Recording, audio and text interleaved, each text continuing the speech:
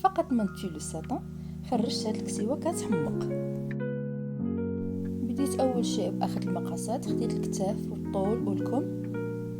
من بعد فصلت الثوب،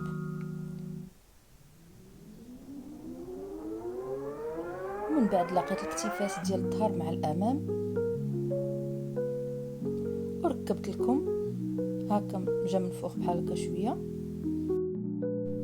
هنا خيطت الصايه الداخليه ديال الساتان مع البطانه، ومن ثم درت طبقات ديال التول المطرز. ولي شوت ديال التول خديت منه هاد لي موتيف.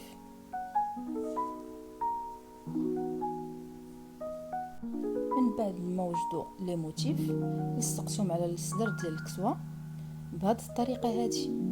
حطيتهم وخالفتهم ونبلتهم هكا بالايد، وكندوز ايد الخيط وسط العقيق باش يثبت ليا داكشي مزيان، وجات النتيجه كيف ما كتشوفوا.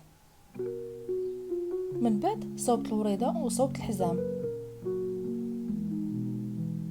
مونطيت الكسيوه كامله الفوق والكمام والتحت وركبت لهم الحزام. واخيرا اللمسات الاخيره من النظافه والصلاح، وكتزيدي اي حاجه بغيتيها باش كتحصلي في الاخير على هذا الفستان بهذه الجماليه هذا. ايوا عطيني رايكم كيف جاكم. هنا البنيته ديال مولات الفستان هي اللي لابسه. خليوا لي تعليقاتكم. سلامه.